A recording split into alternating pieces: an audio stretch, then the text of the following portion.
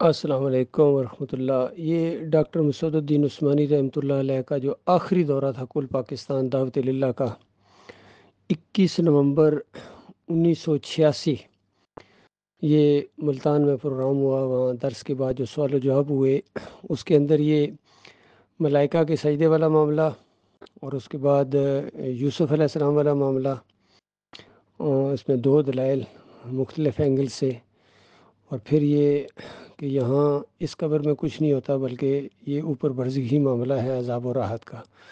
زبردست قسم کے یہ سوال و جواب ہیں، کتنی علمی یہ گفتگو ہے، ہمارے لیے قیمتی سرمایہ۔ یہ ذرا خود سنیے اور اس کے بعد آپ خود محسوس کریں گے کہ یہ کتنی بڑی نعمت ہمارے لیے ڈاکٹر صاحب کے سوال و جواب، اور ان کی تقاریر، ان کا لٹریچر، ان کا فہم، ان کا فیصلہ رائے فتوے کتنا قیمتی ہے، اور کس قدر علمی چیزیں ہم تک پہنچی ہیں۔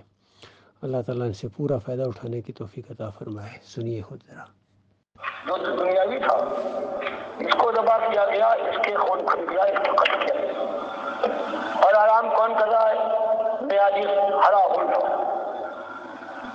تو یہ اللہ کا فیصلہ ہے۔ اب اسی طرح سے اللہ نے کہا ہے کسی پر تم نے جھوٹی تہمت لگائی، کون سی چیز لگاتی؟ زبان لگاتی، تو زبان کو 80 دورے مارنے کے بجائے 30 تو مارے۔ گناہ کرتا ہے کوئی اور رجم کیا تھا پورے بدن کو۔ حضرات قرآن حدیث کی بات اور ہے، اس کو قیاس نہ کیجیے، اپنے ذہن و خیال کو ذرا سنبھال کر رکھیے۔ اللہ تعالیٰ نے حضرت آدم کو سجدہ کر کہا دیا، اور قرآن میں موجود ہے تذکرہ ہے، تو ثابت ہوا کہ اللہ تعالیٰ نے خود غیر اللہ کے لیے سجدے کرنا حکم دیا، تو آپ اللہ پر وقفہ لگا کر اور خوشیاں منائیے۔ جناب یوسف کو ان کے بھائیوں اور والدین نے سجدہ کیا نہیں حضرت، فَقَدُّوا لَهُ سُجْدًا، کہ اللہ نے جو رحمت فرمائی اس خاندان پر، تو سب خرو یہ گر پڑے، لہو کی ضمیر اللہ کے لیے، اللہ کے لیے سجدے۔ اور جن کا ایمان صحیح نہیں ہے وہ کہتے ہیں کہ ہم کو بھی ہماری شاگرد سجدہ کرے، اس کے لیے تفسیر یہ کر دیتے ہیں کہ حضرت یوسف کو سجدہ کرے۔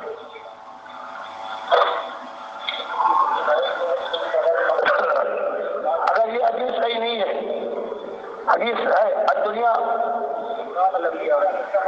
الانبیاء ایام کی قبول یصلون، یہ جھوٹی روایت ہے، اور اسے حسن ابن قتیبہ اس کا جھوٹا راوی ہے بھائی، تو ایسی کوئی حدیث پیش کرے اس میں ہو کہ اپنی قبروں میں مردہ ہے، مالک حدیث نہیں، بلکہ میں قرآن پیش کرتا ہوں کہ اموات غیر احیاء وما یشعرون ایان یبعثون، یہ سارے کے سارے قبر والے مردے ہیں، ان میں جان کی رمق نہیں ہے۔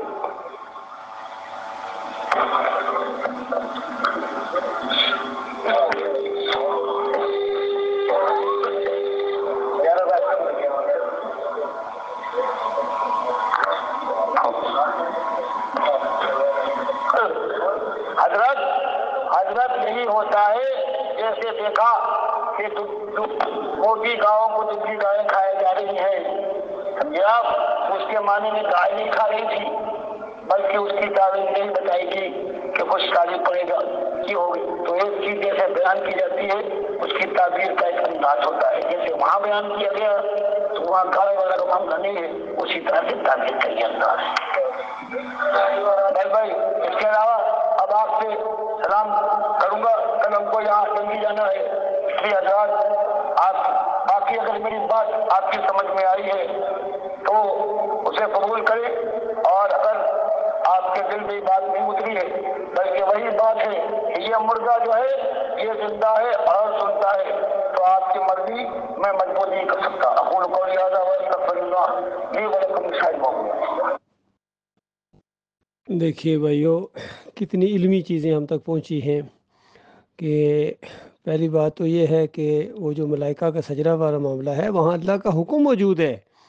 اب اگر کوئی یہ کہے کہ یہ تو شرک ہو جائے گا، یہ اس طرح کی باتیں کہیں، تو ڈاکٹر صاحب کہتے ہیں پھر لگاؤ فتویٰ اللہ کے اوپر اور خوشیاں مناؤ۔ پھر دیکھیے دوسری جگہ یوسف علیہ السلام کے وہ جو سجدہ تعظیمی کا یہ مسئلہ اٹھا ہوا ہے، اس کے اندر یہ بالکل آخری گویا پروگرام ہے، اس کے اندر ڈاکٹر صاحب رحمۃ اللہ علیہ بتا رہے ہیں کہ یہ سجدہ اللہ کو ہوا تھا ان رحمتوں اور برکتوں کی وجہ سے جو اس خاندان پر اللہ تعالیٰ نے کی۔ اور پھر فتویٰ لگایا کہ جن کا ایمان خراب ہوتا ہے وہ اس طرح تفسیر کرتے ہیں کہ یوسف علیہ السلام کو سجدہ ہوا، اصل میں یہ راہ نکالنا چاہتے ہیں اپنے پوجوانے کی، تاکہ ان کے شاگرد بھی ان کے آگے پوجا پاٹ کریں، سجدے کریں۔ اور پھر ایک اور دلیل دی کہ دیکھو وہاں جو مصر میں دبلی گائیں 7 اور 7 موٹی گائیں تھیں، یہ اس کی تعبیر کا ایک انداز ہوتا ہے، ورنہ وہاں وہ گائیں کوئی نہیں کھا رہی تھیں۔ پھر جو لوگوں نے اعتراض کیا کہ جسم تو یہ گناہ کرے اور سزا دوسرے جسم کو ملے، اوپر برزخی جس طرح آپ کہہ رہے ہیں، تو بڑی زبردست مثالیں دیں ڈاکٹر صاحب نے۔ دیکھو تہمت تو زبان لگاتی ہے اور کوڑے پیٹھ پر پڑتے ہیں، تو اسی طریقے سے بدکاری جسم کا کون سا ایسا کرتا ہے اور کوڑے کدھر لگتے ہیں، پورے جسم کو یا رجم کیا جاتا ہے۔ تو لہٰذا حدیث کے اندر جو جس طریقے سے چیز آ گئی ہے اس کو قیاس نہ کرو، اس کو اپنے خیالات اور اپنے ان چیزوں کے اوپر یہ نہیں چلے گا پھر۔ تو اس میں وہ معاملہ بھی سامنے آ گیا جس طرح ڈاکٹر صاحب رحمۃ اللہ علیہ نے اس حدیث کو مد نظر رکھتے ہوئے کہ مصور کو سب سے زیادہ سزا دی جائے گی اور روح ڈالنے کے لیے کہا جائے گا، تو یہ جو لوگ کہتے ہیں کہ یہ جو ویڈیو کا استعمال بھی اس زمرے میں آتا ہے، یہ بالکل غلط بات ہے، کیونکہ ڈاکٹر صاحب کہتے ہیں میرا خیال ہے اور میری رائے یہ ہے، تو یہاں کوئی حدیث کو رد نہیں کر رہے ہیں بلکہ اسی حدیث کو تو پیش کر رہے ہیں اور پھر فتویٰ لگا رہے ہیں کہ دیکھو یہ اس زمرے میں نہیں آتی ہے، لہٰذا ویڈیو کا استعمال ایمان اور اسلام کے لیے بالکل جائز ہے، تصویر کے زمرے میں نہیں آتا ہے۔ تو کہنے کا مقصد یہ ہے کہ دیکھیے ڈاکٹر صاحب کی یہ ساری علمی گفتگو ہے، ہمیں اس سے پورا فائدہ اٹھانا چاہیے اور اس سے آگے نہ بڑھیں۔ یہ اللہ تعالیٰ کی رحمت اور شفقت کی وجہ سے یہ دعوت اٹھی ہے ڈاکٹر مسعود الدین عثمانی رحمۃ اللہ علیہ کے ذریعے، اور اس پر لوگ اکٹھے ہوئے ہیں، باقی لوگ چھوڑتے بھی گئے، کتنے دیکھیے ایسے لوگ تھے، بڑی بڑی امیدیں بھی ان سے وابستہ تھیں، وہ بھی چھوڑ کے چلے گئے۔ تو چھوڑنے سے کیا ہوتا ہے، یہ تو اپنی اپنی قسمت، اپنے اپنے نصیب کی بات ہے۔ اور علم آنے کے بعد جن لوگوں نے تفرقہ کیا ہے، پہلی قوموں کی مثالیں، اب تو آخری امت کے لوگوں اس سے سبق نہیں سیکھو گے۔ علم آنے کے بعد جن لوگوں نے تفرقے کی ہیں، آپس میں ضد بازیوں کی وجہ سے گروپ بندیاں کی ہیں، ان کے لیے اللہ تعالیٰ نے بڑے سخت الفاظ استعمال کیے ہیں، بڑا سخت عذاب ہوگا، لہذا یہ چیزیں مت دہراؤ اور دھیرے دھیرے چلو۔ ایمان عقیدے کی بات اب سمجھ میں آ گئی ہے، اسی کو لے کر آگے بڑھو، ساتھ دو اس کا۔ الحمدللہ ڈاکٹر عثمانی رحمۃ اللہ علیہ کے اصلی ساتھی موجود ہیں اور اس دعوت کو آگے پھیلا رہے ہیں۔ باقی ان کی جو محمد حنیف جو ان کے امیر بنائے گئے تھے اس جماعت کے، بعد میں 2017 کے اندر ان کے اندر سجدہ تعظیمی کا شرک آ گیا، پھر اور گروہ نکل گئے، تو ان کی کوئی پرواہ نہ کریں، ہم بالکل ایمان خالص کے اوپر ہیں اور توحید کے اوپر ہیں، الحمدللہ۔ اللہ تعالیٰ ہمیں ایمان خالص کے اوپر قائم رکھے۔